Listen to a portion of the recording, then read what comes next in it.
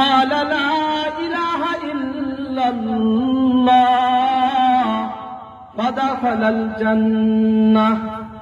শরীরের অঙ্গগুলো আলাদা আলাদা করে ফেলেছে, প্রত্যেকটা অঙ্গ রক্ত সাক্ষী দিতেছে মান ক্বালা লা ইলাহা ইল্লাল্লাহ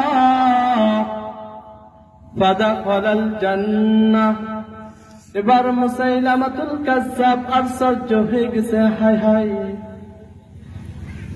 হযরত যায়েদকে আমি টুকরা টুকরা অংশগুলো আলাদা আলাদা করলাম, তারপরও যায়েদের প্রত্যেকটা অংশ থেকে কালেমার দাওয়াত আসতেছে মান ক্বালা লা ইলাহা ইল্লাল্লাহ ফাদাখালাল জান্নাহ।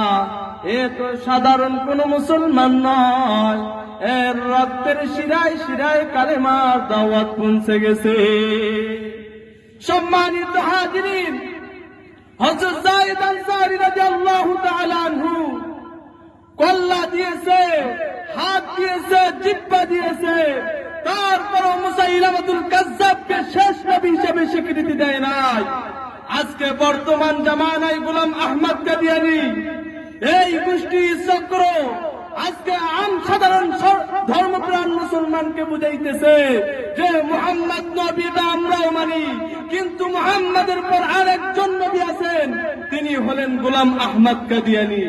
সম্মানিত হাজিরিন, আল্লাহ রাসূল বলে গেছেন আনা খাতামুন নবিয়্যিন লা নবিয়্যা বাদি, আমি শেষ নবী, আমার পরে